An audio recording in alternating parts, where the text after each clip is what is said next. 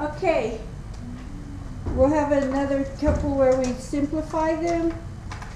How about square root of 10 times square root of 6?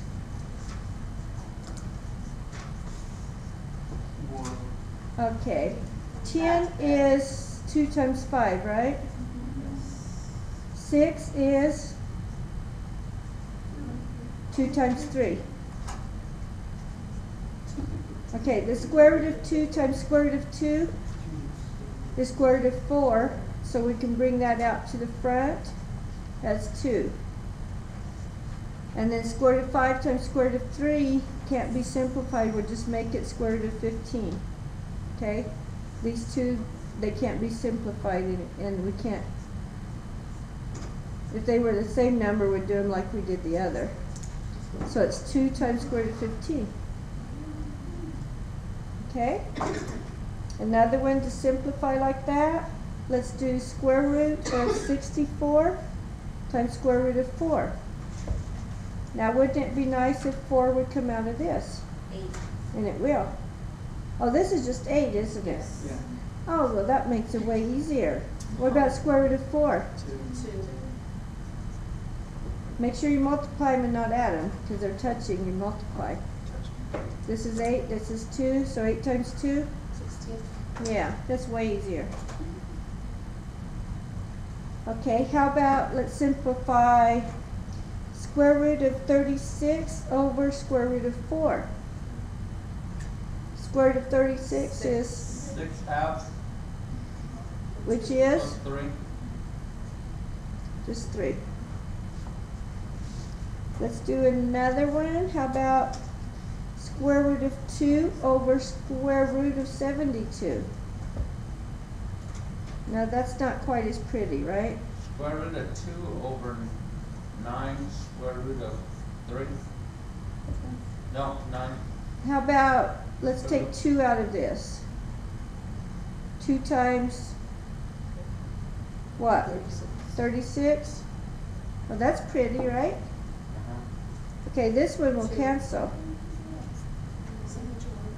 That's like 1. So we have 1 on top still. Square root of 36? 6. How come we couldn't do 9? We could. You want to do 9? Let's do it the other way. What's the difference? I mean, I don't Because the 2's canceled out on top. The See 2, how- the 2 part. how- Let's do 9 times 6. Or 9 Well, that you times, can't break I'm down sorry, the it's 9 top. times Let's 8. go to 2 and further on the top. Okay, we did 9 times 8 here. But the 8 we could still simplify into what? 4 times 2, right? Okay. Now we've got one that we can cancel there on top. This is 3 and this is 2. So we're still going to get our 6 on bottom. No matter which way you do it, you're still going to come out. As long as you follow all the rules and don't break the rules, it should come out the same, no matter which road you take. Okay, let's do this one. How about if we have 96x over, I'm doing square root of 96x over square root of 6x. Okay, the 96 and 6, does 6 go into 96? Yeah. Oh, good. How many times? 6 times what? 16. 6 times 16? Okay, so we did that. 6 times 16 and the x, we separated all those. We'll leave the 6 under a square root and the x under a square root. We have some canceling we can do. That leaves us with square root of 16, which is 4. Way easier to see with this marker, huh? Way. Okay. Now, we need to do somewhere we rationalize the denominator. Where you don't leave a square root in your denominator. We need to rationalize the denominator. That means to make it into a number without a square root, if we do it times itself, but we need to multiply it by the top and bottom by the same number. See, if you multiply something by 1, it won't change it. So we do this on the top and bottom. The bottom becomes what? Square root of 169, but it's easier just to look at this and say it's 13, right? Square root of something times itself is just what the radicand is. The top number, 3 times the square root of 13 times the square root of 13. So what can we do to simplify that? 13. Cancel out 13. Cancel it out, so it just simplifies to square root of 13. That looks way better.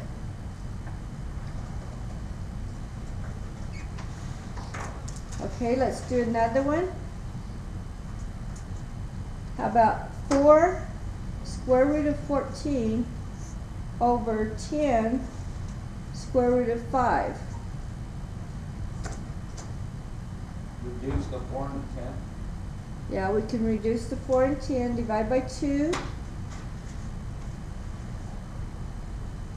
Okay, now we got to rationalize the denominator. We don't have to multiply by the 5 part, but we do need to multiply the top and bottom by the square root part. So multiply by square root of 5 over square root of 5. Okay, so we have 5 times the square root of 25 on bottom, because we have this and this.